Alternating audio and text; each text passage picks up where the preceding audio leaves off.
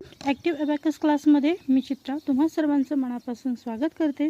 आज आपण या व्हिडिओमध्ये -30चा स्मॉल फ्रेंड फॉर्म्युला वापरून एक्झाम्पल कसे सॉल्व्ह करायचे हे शिकणार आहोत। तर या अगोदरच्या व्हिडिओमध्ये आपण -10 -20 चे फॉर्म्युले स्मॉल फ्रेंड फॉर्म्युले वापरून एक्झाम्पल कसे सॉल्व्ह करायचे हे शिकलो आहोत। तर आज आपण कोणते एक्झाम्पल्स पाहणार आहोत? -30चा फॉर्म्युला वापरून आपण कसे एक्झाम्पल सॉल्व्ह करायचे ते पाहूया। आपलं फर्स्ट एक्झाम्पल आहे 55 - 34। मग आता आपल्याला बिंबार एकदा क्लिअर करा।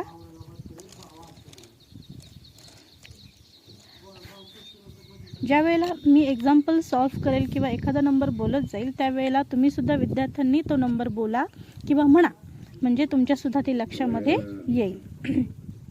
तर पहा, आपलं फर्स्ट एक्झाम्पल आहे 55। आता 55 आता तुम्हाला सर्वांना पाहू शकता तुम्ही 55 मायनस आपल्याला किती करायचे? 34। आता आपल्याला याच्यातून 4 वजा करायचे एक नंबरमधून, मग आपण 4चा फॉर्म्युला यूज करणार आहोत, म्हणजेच -4 is equal to what? -4 is equal to +5 -5 + 1। मग आता आपण -5 करणार आणि +1 करणार।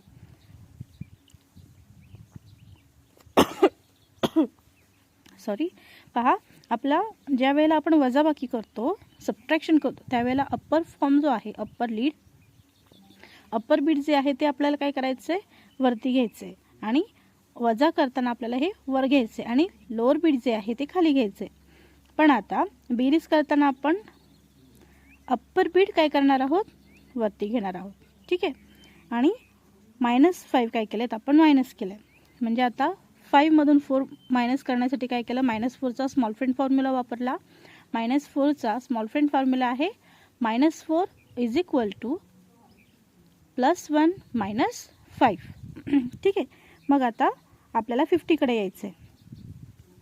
आता इथे आपल्याला किती राहिलेत? 50 आहे, आणि आपल्याला 30 मायनस करायचं आहे। मग अशा वेळेला आपण काय करणार? -30चा फॉर्म्युला वापरणार। काय -30चा फॉर्म्युला म्हणा माझ्यासोबत? -30 इज इक्वल टू +20 - 50, +20 - 50। मग आता आपण तेच करणार। काय करायचं आहे? -50 + 20, ठीक आहे। आपण काय केलं आहे? -50 केलं आहे आणि +20 केलं आहे, म्हणजेच आपल्याला किती उत्तर आलं आहे बघा? सांगू शकता मला तुम्ही? 21, ठीक आहे, 21।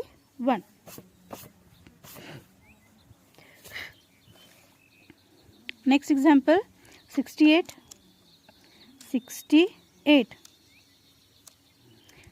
-36। 6 मध्ये काय करायचं? आता आपल्याला 8 मधून 6 मायनस करायचे आहेत। मग 6 मायनससाठी आपण काय करणार? 5 आणि 1, म्हणजे 5 नंबर आपण वजा केला आहे आणि इकडे सुद्धा एक नंबर वजा केला आहे, म्हणजे आपल्याला इथे मिळाले फक्त 2। आता 60 मधून आपल्याला काय करायचं आहे? 30 मायनस करायचं आहे। मग आता आपण 50चा वापर करणार। 30 मायनस करण्यासाठी 50चा फॉर्म्युला वापरायचा आहे -50 साठी। -30 इज इक्वल टू +20 - 50। मग आता -50 + 20, म्हणजे आपलं आलेलं आन्सर किती आहे? 32।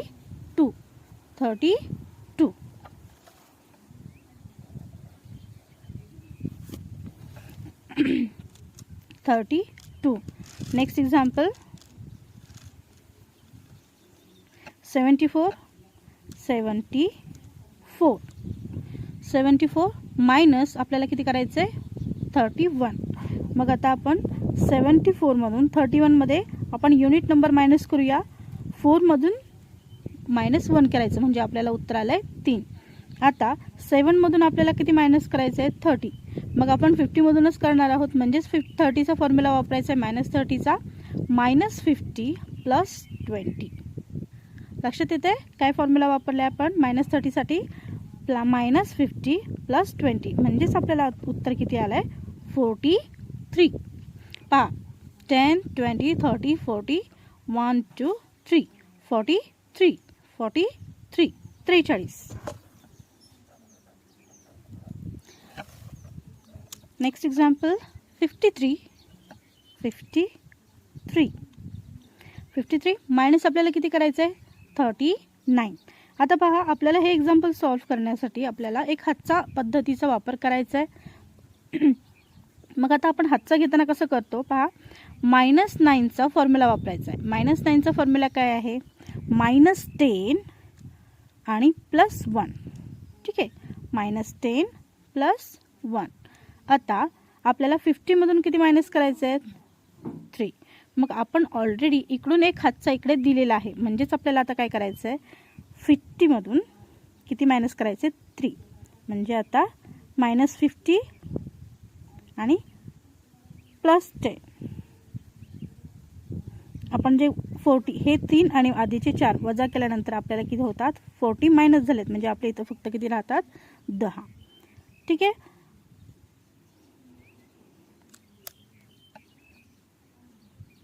म्हणजेच 53 परत एकदा पहा 53 आणि आपल्याला 9 मायनस करायचं आहे 13मधून. मग 3मधून मायनस करण्यासाठी आपण काय केलं आहे +10 केलं आहे आणि -1 +1 -10 +1. आणि आता 50मधून काय करायचं आहे मायनस करण्यासाठी मग हे 3 आणि अगोदरचे 4 असे मिळून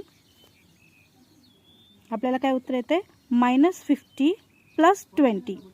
मग हे आपण +20 केले आणि अगोदरचे जे 10 आपण घेतले होते ते काय करायचे मायनस करायचे, म्हणजेच आपल्याला इथे किती राहतात 10. ठीक आहे, तर या प्रकारे आपण आज -30चा फॉर्म्युला वापरून एक्झाम्पल कसे सॉल्व्ह करायचे हे शिकलो आहोत. तर -30चा फॉर्म्युला तुम्ही माझ्यासोबत एकदा म्हणू शकता. -30 = +20 - 50.